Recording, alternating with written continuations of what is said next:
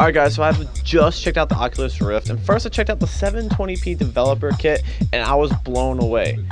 Until I checked out the 1080p prototype, and I don't even have a word to say how amazed I am by the technology.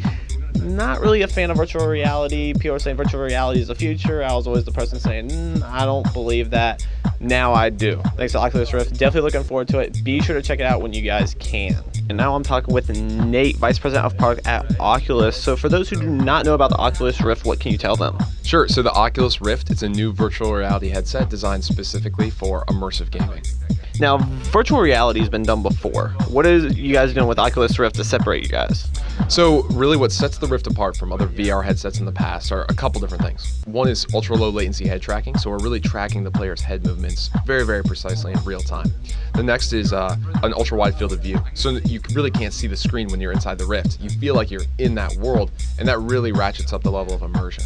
The third is really stereo 3D. So we have one screen that's split for two eyes, gives you a stereo image, and that sense of depth really makes you feel like you're in that world.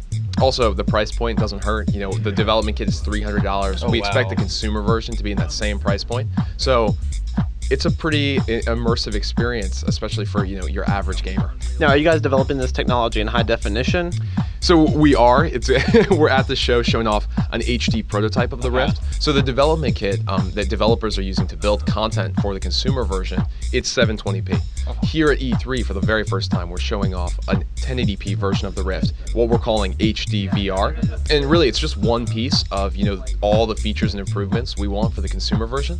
But it's still pretty exciting and definitely makes a huge impact on feeling like you're there. And what's the frame rate of the Oculus Rift? So the frame rate is totally dependent on the game, but what we've been showing here at the show is actually Unreal Engine 4 running at 60 frames a second in stereo 3D. And frame rate is super important, you know. Like we said before, you really do need about 60 frames a second to have an immersive experience. At 30 frames a second, you don't feel like you're in another world. You feel like, you know, something's not quite right.